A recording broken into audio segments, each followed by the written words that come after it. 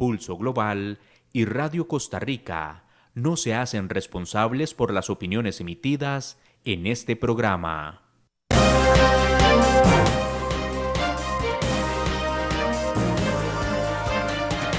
Pulso Global es un espacio que busca analizar los principales escenarios, fenómenos y acontecimientos en el panorama internacional, desde un análisis serio y académico, que busca generar insumos para que cada quien pueda construir su propio criterio.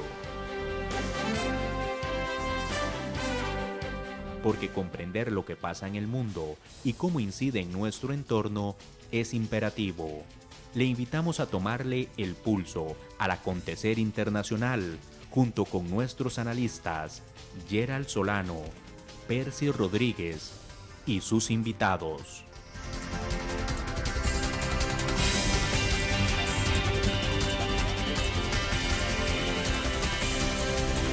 Bienvenidos.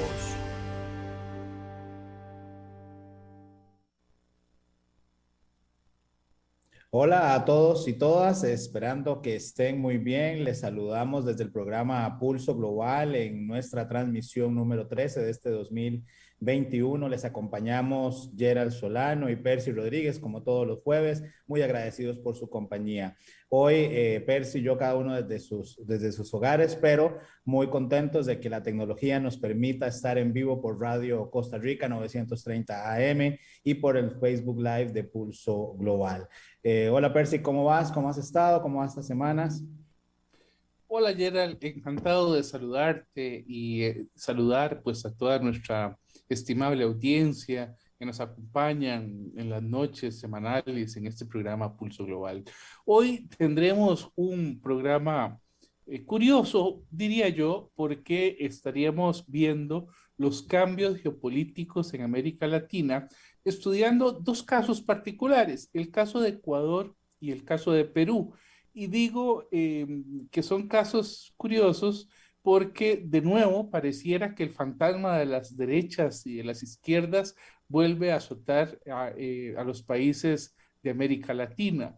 Y el caso de Perú y Colombia, perdón, Perú y Ecuador, pues no dejan de ser distintos a esos fantasmas que vuelven a recorrer esta, este subcontinente.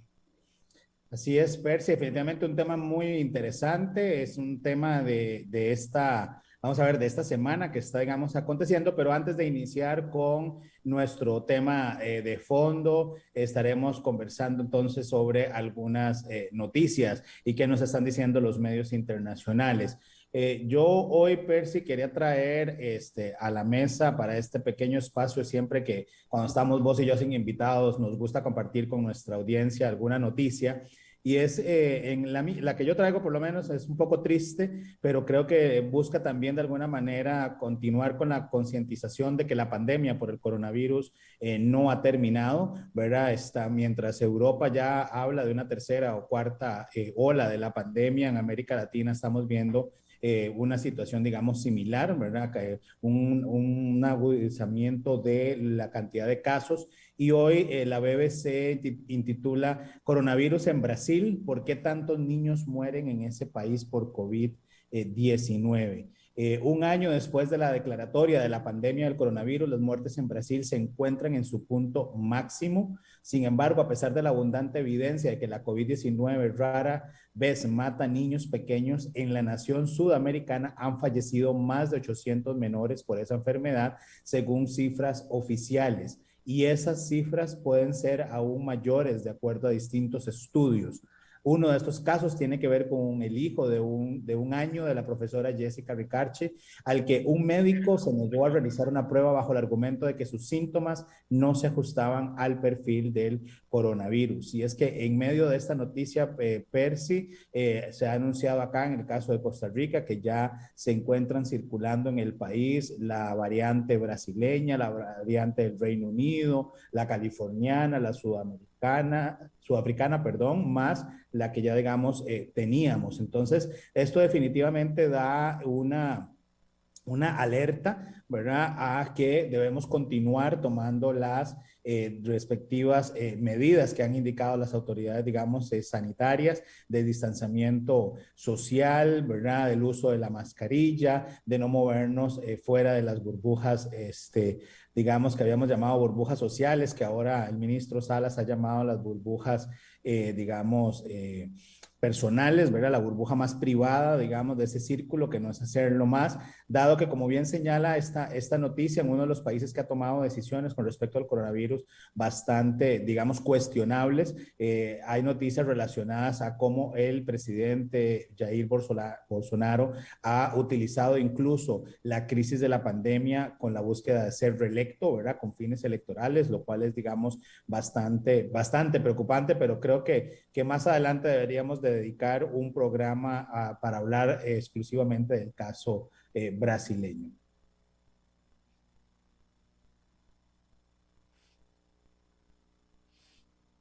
Muy bien. Por mi parte, don Gerald, tengo una noticia. No sé si se me escucha. Sí, te escuchamos bien, Percy. Perfecto. Una noticia de France 24 que se intitula El secretario de Estado de Estados Unidos, Anthony Blinken, de visita sorpresa en Afganistán.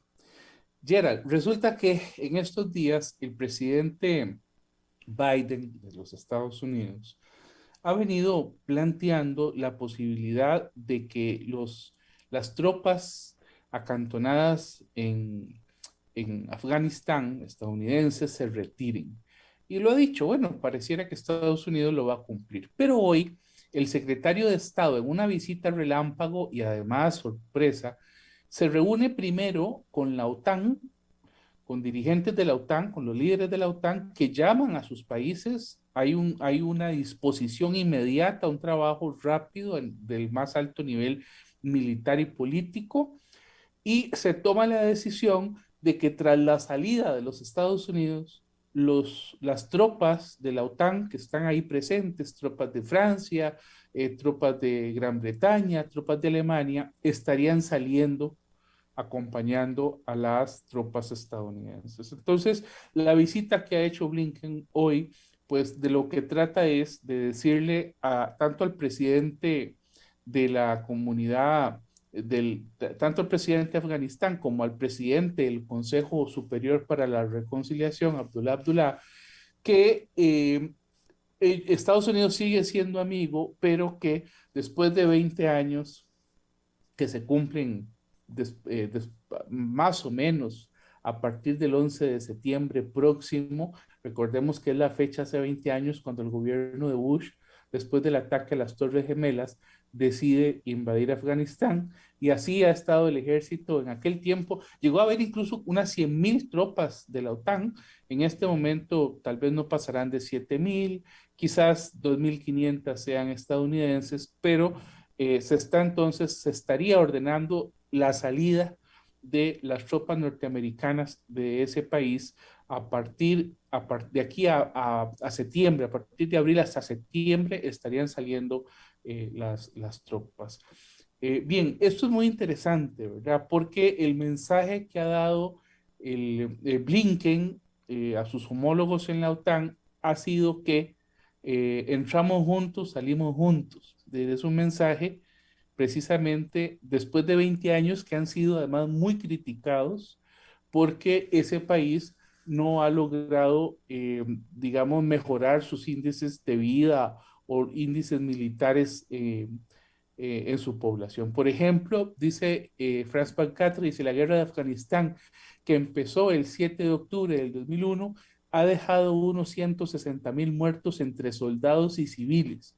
Y aunque en 2011 las tropas estadounidenses se contabilizaban por encima de las 100,000, actualmente quedan 2,500 uniformados. La solución en Afganistán no es militar, pronunció la Casa Blanca el martes. Así que, bueno, parece que salen las tropas, pero dejan un gran sinsabor, ¿verdad? Porque a pesar de los millones que se han invertido en ese país, a pesar de todo el apoyo militar, más de la mitad de los 36 millones de afganos viven todavía en condiciones de extrema pobreza, es decir, viven con menos de $2 al día, según datos del Banco Mundial. De manera que, si a eso le sumamos todos los problemas que han habido con la niñez, etcétera, pues tenemos un país eh, que queda a la merced de los talibanes y de otros grupos. Es decir, podríamos estar pensando que en Afganistán las cosas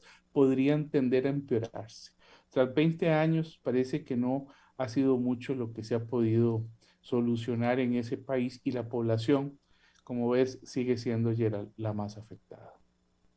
Así es, y lamentablemente, Percy, en este tipo de situaciones, este tipo de conflictos, siempre las repercusiones sociales son las de más larga data, ¿verdad? Y donde hay mayores afectaciones y lamentablemente de vidas humanas.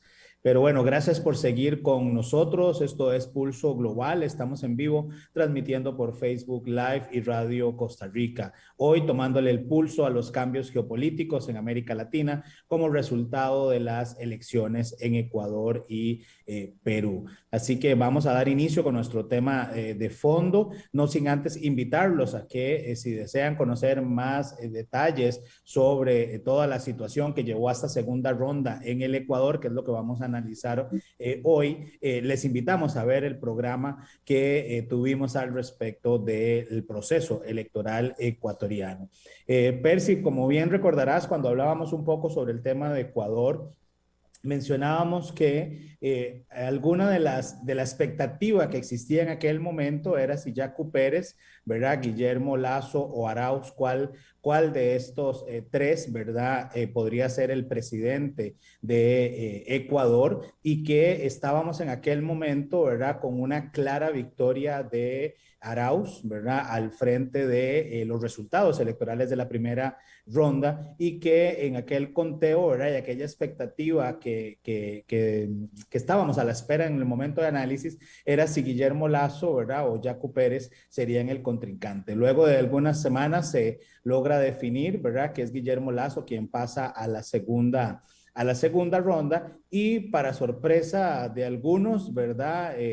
Fue Guillermo Lasso quien logra una victoria importante, poniéndole fin a prácticamente 15 años, ¿verdad?, de el movimiento del expresidente Rafael Correa, o correísmo como se ha llamado. Y es que el expresidente Correa había protagonizado, ¿verdad?, en las últimas 5 elecciones presidenciales, fuese dentro o fuera de esa papeleta, ¿verdad?, la influencia de su movimiento político, ¿verdad? Y digamos, un modelo económico prácticamente y social en el Ecuador. Y que de hecho Guillermo Lasso en su mensaje, ¿verdad?, de aceptación del resultado electoral, hace mención a que el pueblo habló, y que habló para un cambio político, económico y social en el Ecuador. ¿Cómo viste esa segunda ronda, Percy?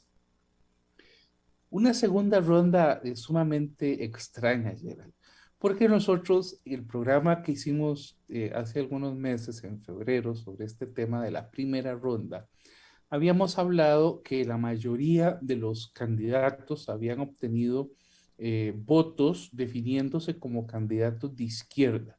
Es decir, cerca del 65% de los votos en ese país fueron dados hacia candidatos de izquierda. Y siendo que el correísmo era una de esas fuerzas, pues uno se hubiera imaginado que el resto de los votos de la izquierda se le sumarían a un candidato, además, que aventajaba por muchísimos votos al candidato más cercano, pues que era Guillermo Lasso, que es un candidato de derecha, ¿verdad? De manera que uno, cuando hacía las sumas y sumaba 1 más 1, se daba cuenta que el siguiente presidente parecía que iba a ser eh, Arauz, ¿verdad? Pero pareciera que hay algunos elementos que le pasaron la factura al correísmo. En primer lugar, probablemente fue el divorcio entre Correa y el actual presidente Lenín Moreno, ¿verdad?, que había llegado con los votos del correísmo y que sin embargo tuvieron sus diferencias y en el último momento pues se habían separado y habían tenido tendencias distintas. Ahora, cuando uno ve el mapa electoral, es decir, si agarramos un mapa de Ecuador, ¿verdad? Lo partimos casi a la mitad, nos vamos a dar cuenta que las regiones que están del lado derecho votaron por la derecha y las regiones que están del lado izquierda votaron por la izquierda. Digamos que el mapa hay que dividirlo a la mitad y correr un poquito, darle un poquito más de margen o del pastel a la derecha. ¿Por qué? Porque resulta que las regiones donde habían ganado los otros candidatos de izquierda, el candidato, por ejemplo, Yacu Pérez, finalmente fueron sectores o fueron provincias, regiones que le dieron el voto, a pesar de que habían dado el voto por un tema, por candidatos de izquierda, terminaron dándole los votos a un candidato de la derecha. Y esto es algo que a uno le sorprende, y le sorprende porque al final lo que uno podría deducir es que el voto no fue un voto político partidario, no fue un voto basado en ideas, no fue un voto basado, digamos, en la ideología de los candidatos políticos, sino más bien que fue un voto más emocional, ¿verdad? En donde además hubo problemas en la campaña de Arauz, que no supo atacar fuertemente al candidato de la derecha, ¿verdad? Diciendo en campaña básicamente que era un banquero. Y bueno, recordemos que Lasso no es nuevo en política, ya Lasso estuvo en varias finales presidenciales, es un candidato que se había lanzado en varios momentos, conocido por el electorado, pues todo el mundo sabía desde hace 20 años que es banquero. Entonces, decirle a un banquero que es banquero, pues ya todo el mundo sabía que era banquero. En cambio, Lasso logra presentarse como un candidato quizás más conciliador, haciendo un llamado a los grupos con los que había tenido, digamos, algunos enfrentamientos, trata de reunirse o de reunificarse con el movimiento indígena, no lo logra en principio, pero deja la puerta abierta, trata incluso de hacer algunos tratos con los socialcristianos, que finalmente es el partido que lo apoya, ¿verdad? Apoya al partido Creo y el voto socialcristiano pesó bastante en esta elección. Aún así, Guillermo Lasso, este candidato, trata y lanza un mensaje a la socialdemocracia para tratar también de acercar a la socialdemocracia. Mientras Lasso está haciendo todos estos esfuerzos para tratar de unir a diversos partidos, a diversos sectores de la población, cosa que era quien, el presidente Lasso, el candidato Lasso, era quien la tenía más difícil, ¿verdad? Porque había sido el único partido de derecha con una votación que le dio para pasar a segunda ronda, pero muy lejos del candidato oficialista de Andrés Arauz y muy lejos todavía si sumamos a Arauz los votos de Hervás y los votos de Yacu Pérez. Así que realmente la campaña a mí, Gerald, me sorprendió. No pensé que fuera a llegar un candidato de la derecha con todo lo que eso implicaba y bueno, deja espacio para muchísimas reflexiones.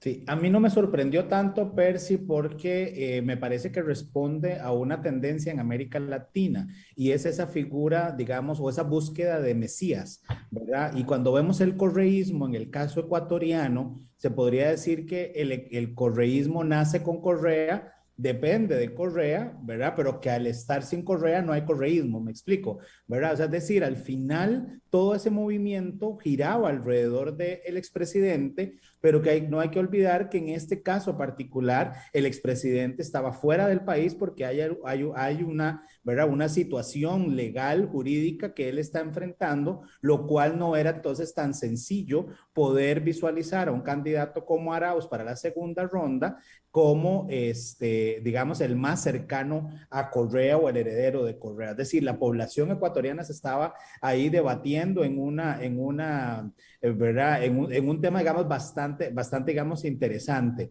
Ahora, lo que sí es de, digamos, tal vez de sorpresa, es que la diferencia entre los votos de la derecha y en este caso, de Arauz, ¿verdad? Haya sido totalmente a la inversa, ¿verdad? Es decir, hubo un voto ahí interesante para la segunda ronda que no necesariamente se había probablemente leído o encontrado en la primera ronda. Además, como bien señalas, coincido, ¿verdad? Ese divorcio entre Lenín Moreno y por supuesto Rafael Correa iba a traer de alguna manera digamos, una repercusión política. Y es que por ahí, Percy, y tal vez coincidas conmigo, se dice que en política nunca las facturas caducan, ¿verdad? Que tarde o temprano esa factura se cobran. Y creo que ese divorcio y el manejo del mismo presidente también, Lenín Moreno, de la crisis de la COVID-19, está pasándole parte, digamos, de esa factura que ya venía, digamos, pendiente. Pero definitivamente vamos a ver, este regreso de Ecuador a la derecha marca, ¿verdad? Un movimiento en esa balanza en América Latina, y de ahí que hoy decidiéramos hablar un poco sobre este tema. Creo que también hay un tema que habíamos nosotros ya conversado, y es el referente a la dinámica, ¿verdad?, de las izquierdas en América Latina. Si vos te acordás, decíamos en algún momento que veíamos difícil una alianza entre Arauz y Yacu Pérez, ¿verdad? Y que incluso recordá que hablábamos en aquel momento del programa cómo Yacu Pérez había estado durante las semanas post la primera ronda viendo la manera de abrir los espacios de negociación con el mismo Lazo. Y creo que el resultado también del proceso electoral abre una nueva ventana, ¿verdad? Un nuevo escenario para que la izquierda ecuatoriana empiece también a analizar el rol que tuvo. No se logra aglutinar la izquierda a la hora de esta elección, porque incluso si ves los resultados, Arauz pierde parte incluso del capital político que lo llevó a la segunda ronda, ¿verdad? En esa primera ronda estábamos hablando, si no me falla la memoria, que estaba por encima del 30%, si mal no recuerdo era como un 32, 30 y tanto por ciento, y para la segunda ronda prácticamente logró sumar la mitad, ¿verdad? Estamos hablando de alrededor de un 15%. Entonces, bueno, ahí hay algo que también yo creo que va a ser, digamos, interesante para poder analizar con respecto a este tema. Sí, uno podría también comprender que las izquierdas no lograron aglutinarse alrededor del candidato de Correa. Ahora, ve qué interesante, es decir, mientras Yacu Pérez, vos bien lo decías, Yacu Pérez tenía una factura vieja con Lenín Moreno, con el correísmo, había sufrido mucho a manos del correísmo, y eso sí lo hablamos en el programa anterior, que quizás era difícil que Yacu Pérez se acercara a la izquierda. Bueno, de hecho tampoco se acercó tanto a la derecha, es decir, hay que recordar que tanto el partido de Yacu Pérez como la Confederación de Nacionalidades Indígenas, el CONAIE, pidieron a sus electores el voto nulo, ¿verdad? Ahora, el único que le dio el apoyo al candidato Lazo fue el de este partido, el candidato Javier Hervás, que es el candidato de la izquierda democrática. Entonces, él sí pareciera que instó a la gente de él a votar por Lazo. Lo que sí es cierto es que tanto las regiones que había ganado la izquierda democrática, como la Confederación de Nacionalidades Indígenas, como de Yacu Pérez, e incluso 4 provincias que habían votado por el mismo candidato correísta, finalmente votaron por la derecha. ¿Verdad? Aquí hay un cambio, digamos, importante en las mentalidades, porque son regiones que históricamente habían votado al correísmo. Ahora, Uno también puede observar que el país estaba sumamente fragmentado. Eh, Pasa lo mismo, ha pasado lo mismo, o pasaría lo mismo en Costa Rica, o está pasando, o ha venido pasando. Pasó lo mismo en Perú, que más bien pareciera marcar un giro a la izquierda, ¿verdad? Al revés, pero bueno, ya hablaremos un poquito más sobre ese tema. Sí, saludamos a Fabián Silva, quien nos escribe en Facebook. Excelente programa, como siempre. El gran reto para Latinoamérica, superar el secuestro del poder mediático y el populismo, factores que influyen en los votantes irresponsables, dice Fabián. Les invitamos a dejar sus comentarios y consultas. Estamos en vivo por Radio Costa Rica y Facebook Live. Percy, una última pregunta para ir cerrando el espacio, digamos, de discusión sobre Ecuador y poder, digamos, hablar un poco de Perú. ¿Cuáles cambios se pueden proyectar en Ecuador ahora con un Lazo presidente?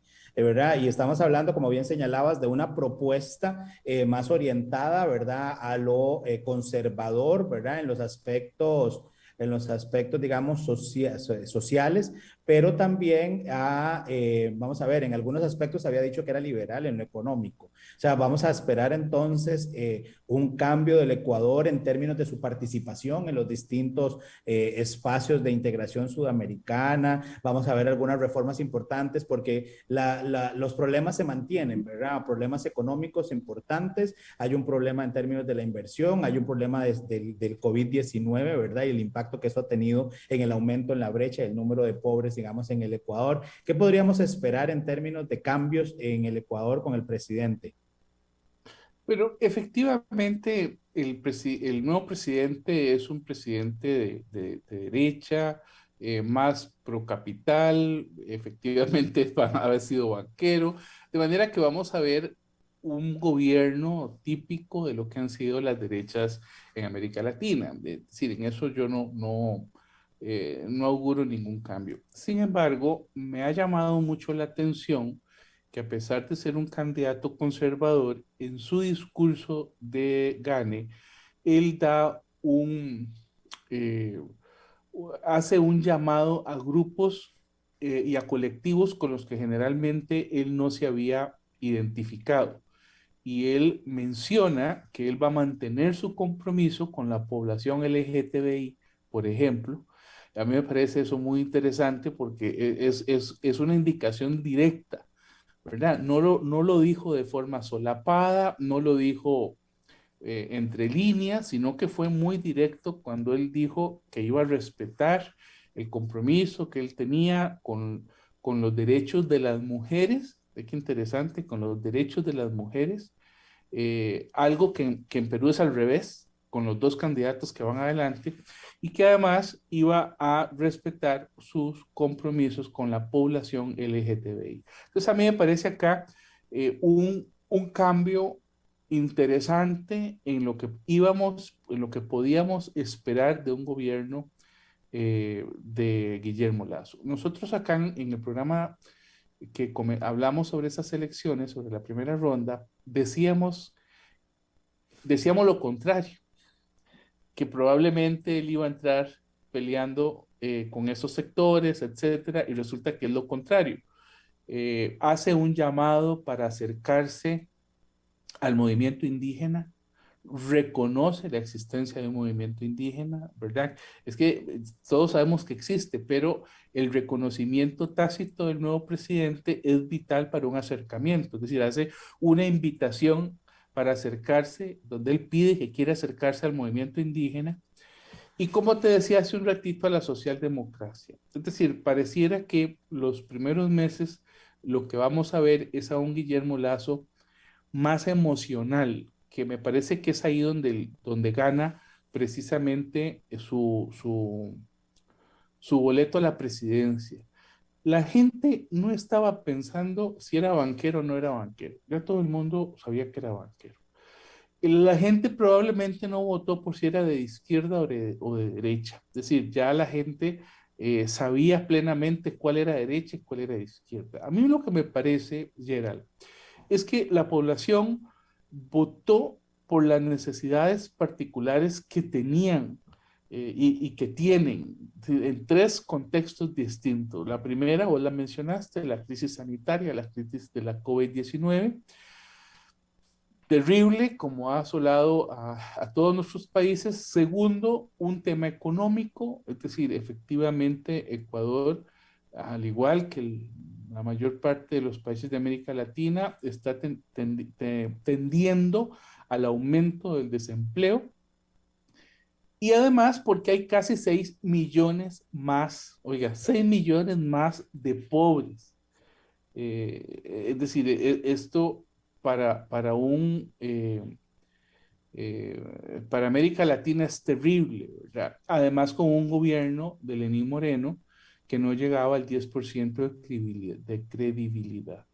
Entonces aquí tenemos un tema donde podríamos esperar en los próximos 100 días del gobierno de Guillermo Lasso en Ecuador, pues un llamado al acercamiento con diferentes grupos, veremos si lo logra, también veremos acciones en esos ejes, en el tema sanitario, en el tema económico y en el tema de la gobernanza, de establecer la gobernanza. Y otra cosa es que vamos a tender a ver un gobierno en donde la democracia es la norma del juego político, es decir, la estabilidad de las instituciones va a ser la norma. Eso, de haber llegado, por ejemplo, Yacu Pérez, quizás no hubiera sido así, ¿verdad? Ahora, aquí hay populismo, diría yo, hubo populismo, y lo hay por parte de los dos partidos y los dos candidatos. Así es, saludamos a Paola González que nos dice interesante programa, tendríamos que ver si cumple las promesas de campaña o solo fue para ganar la segunda vuelta. Pero bueno, hablemos ahora de Perú, Percy, que como bien señalabas, vamos a ver, podríamos decir que Perú le pasa exactamente lo mismo que Ecuador, pero al contrario, ¿verdad? O sea, es decir, estábamos en una campaña bastante, digamos, compleja, llena de una serie de cuestionamientos, incluso para algunos de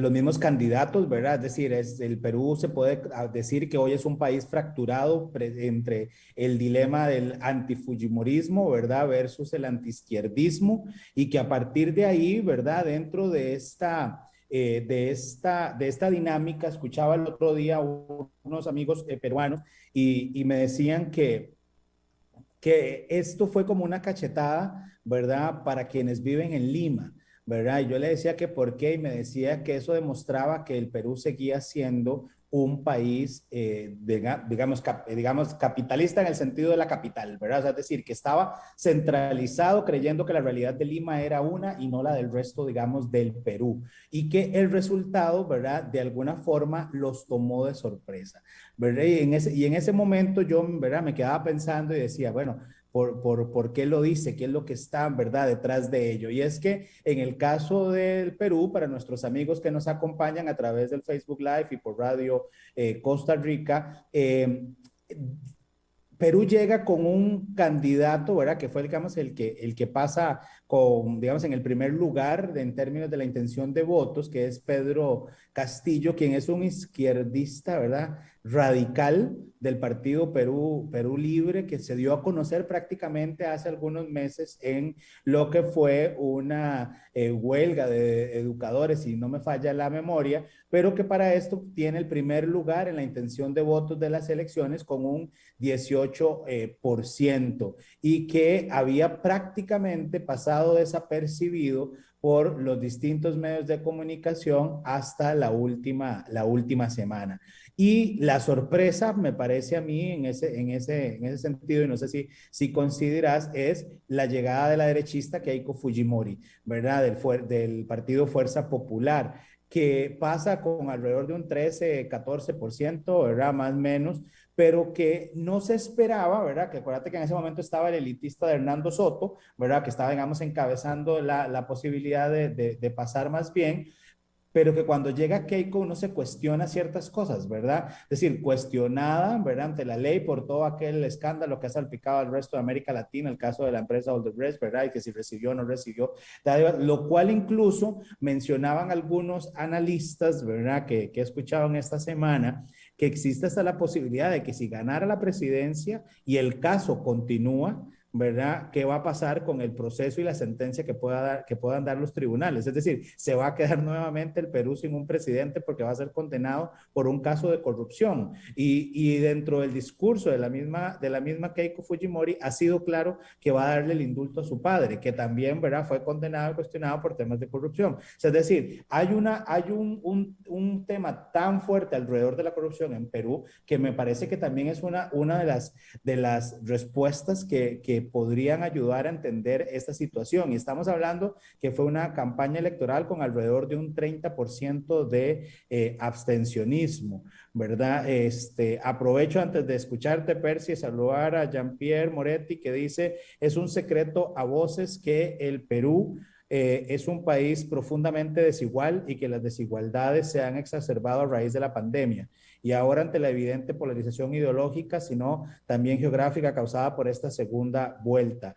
Dicho país se encuentra en una situación muy conocida por nosotros los costarricenses, lo cual es la de elegir lo menos malo. Por un lado está Castillo, el cual lo ligan con la Venezuela de Nicolás Maduro e inclusive ha sido acusado de haber estado vinculado al brazo político de Sendero Luminoso. Y por el otro lado está Keiko con su polémico legado de su padre y fuertemente criticada por haber alimentado la inestabilidad debido a la férrea oposición de su bancada a los presidentes Pedro Pablo Kuczynski y Martín Vizcarra, que a la postre fueron destituidos. Sí, es interesante lo que planteaste, lo que has venido planteando desde el inicio de tu intervención.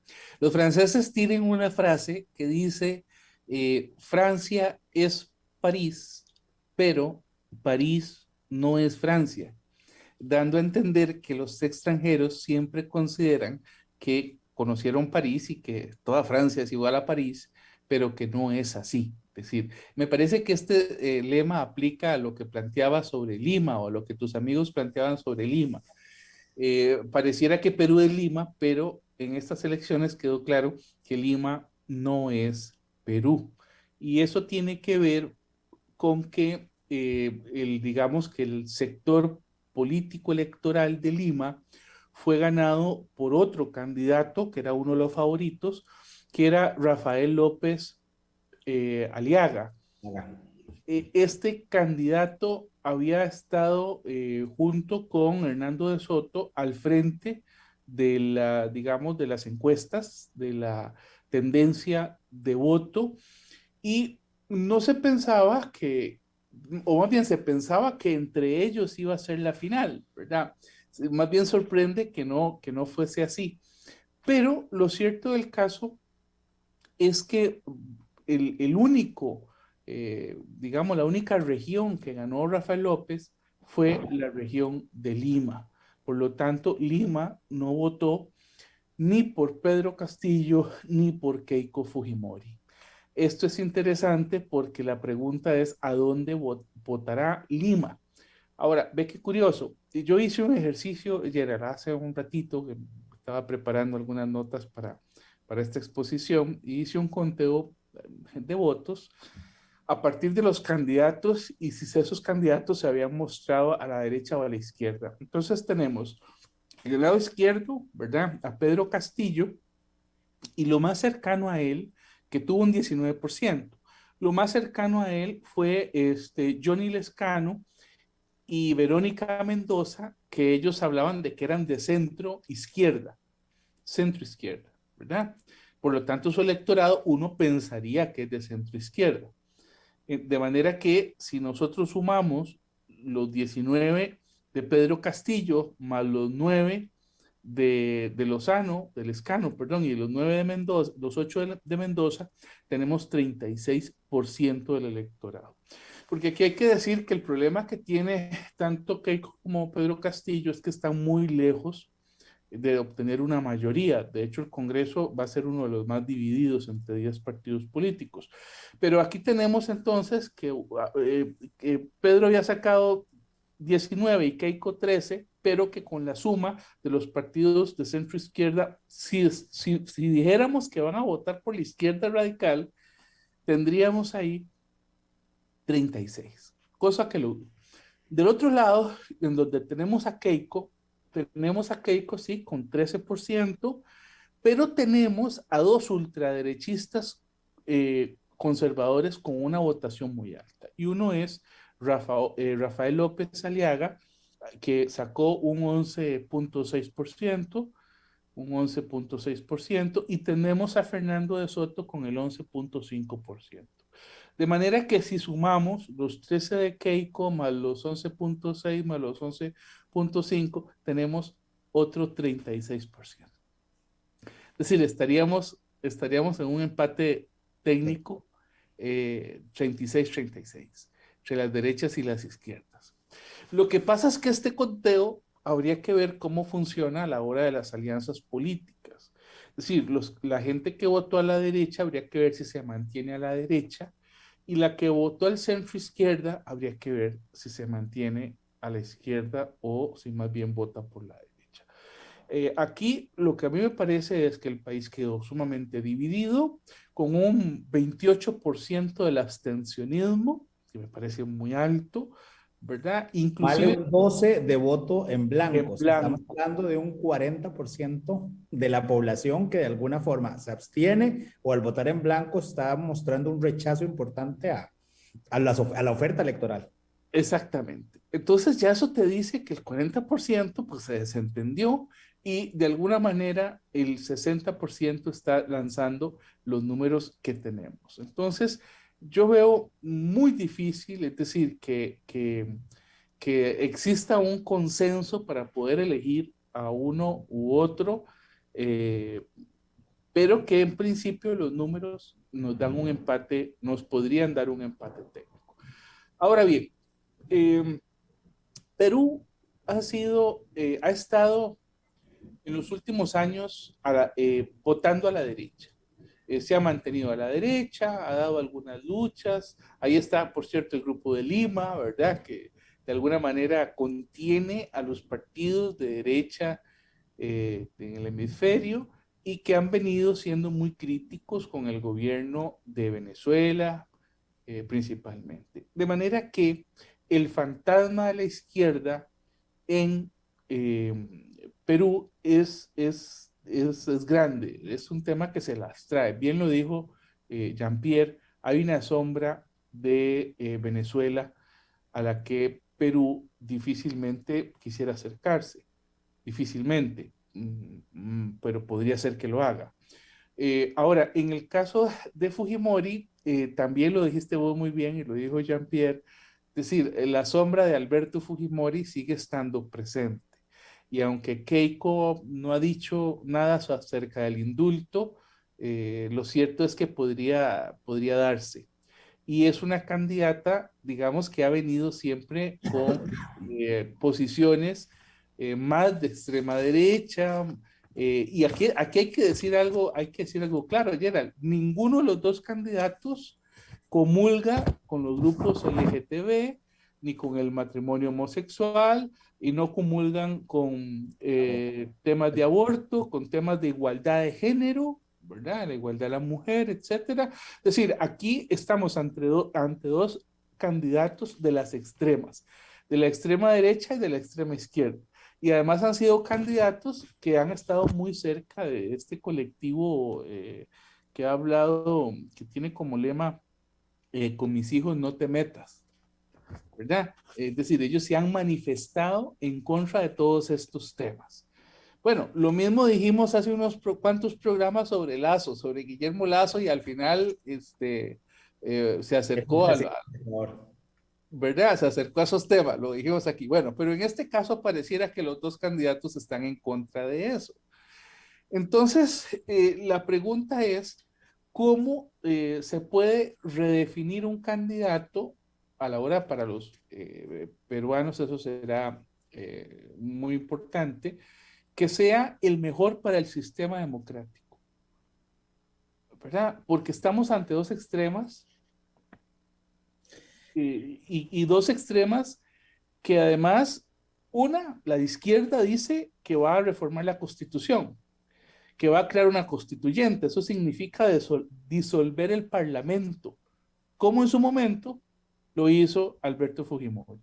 ¿Verdad? Porque la Constitución que está vigente entiendo que es la que en aquel momento de Fujimori se realizó. Recordemos el Fujimorazo, ¿verdad? Que fue cuando disolvió el Congreso de facto, ¿verdad?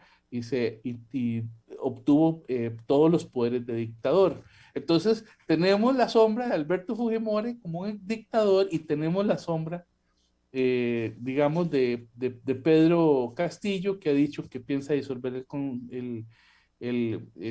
digamos, la Asamblea Legislativa, el Congreso, que quedó, por cierto, sumamente dividido y podemos Sí, hablar.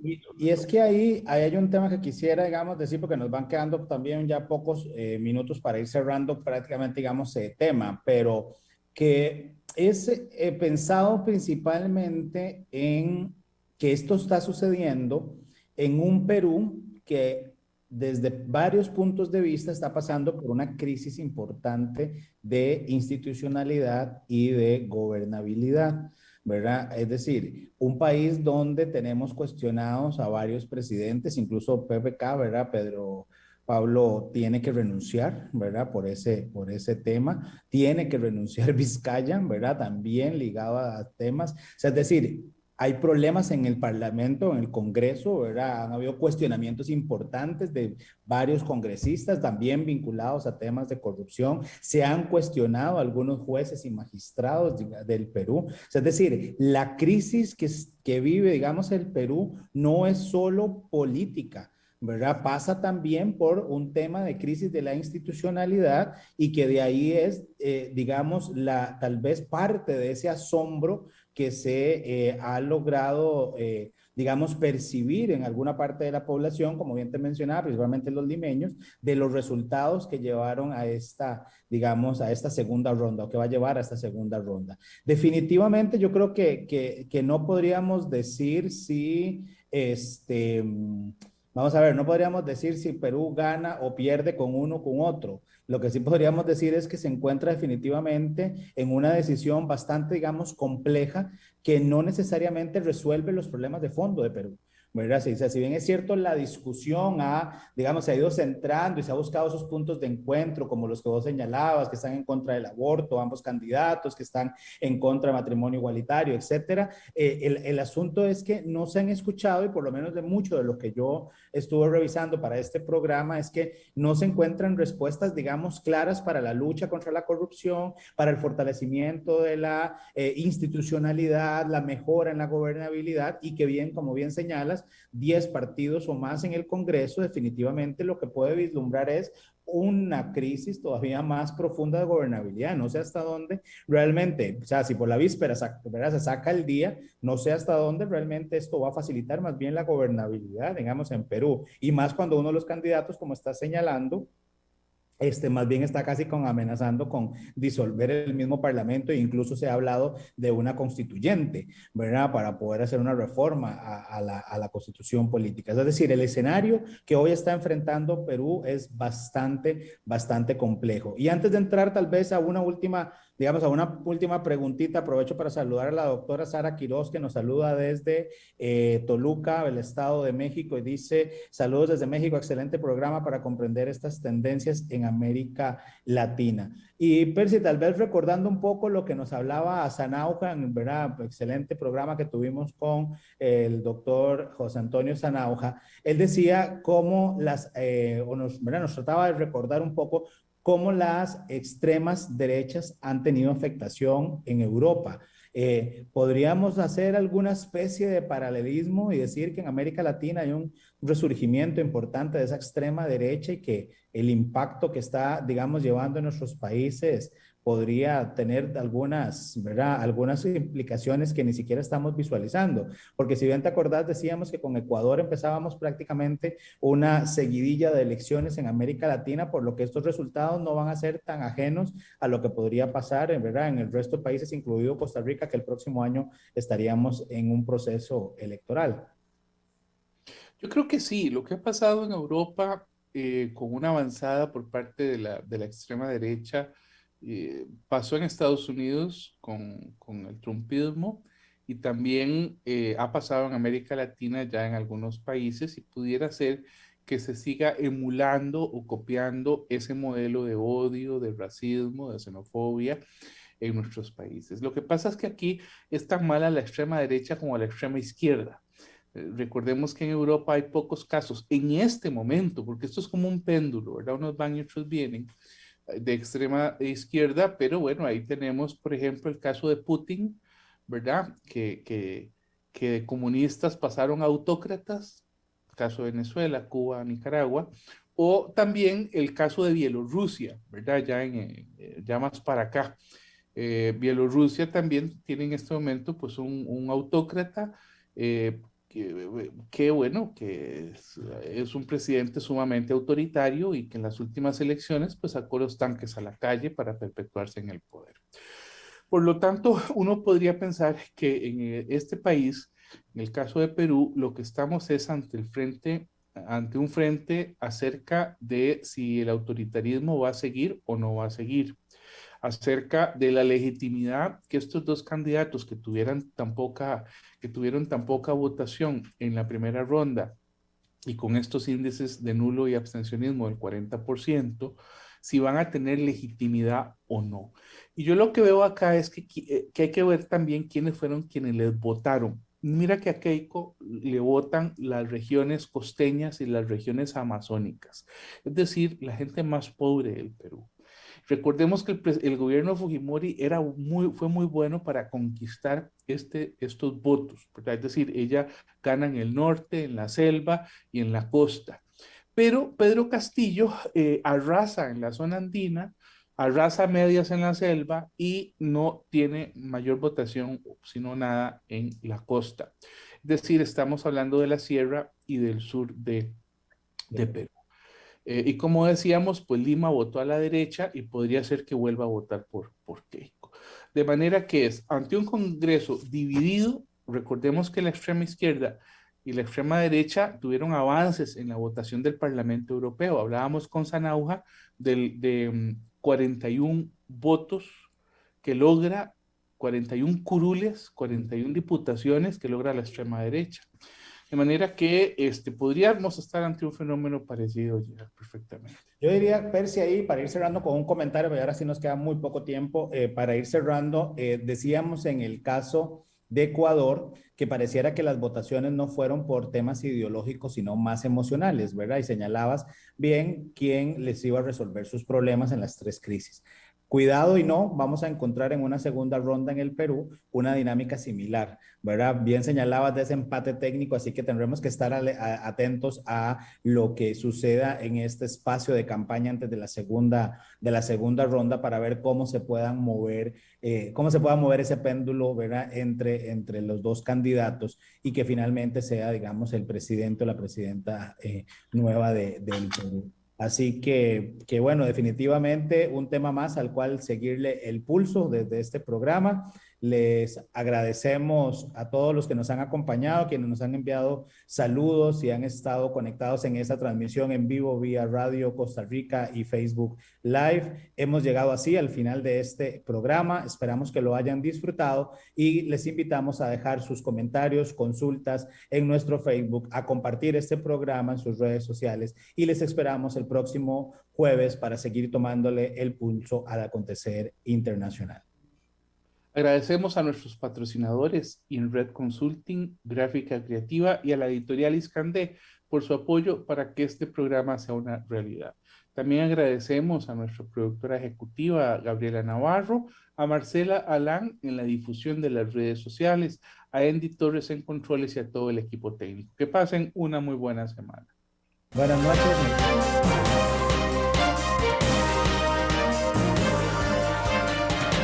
Esto fue Pulso Global. Gracias por acompañarnos en una transmisión más. Le invitamos a sintonizarnos el próximo jueves a las 7 de la noche por Facebook Live y Radio Costa Rica 930 AM para llevar juntos el pulso al acontecer internacional.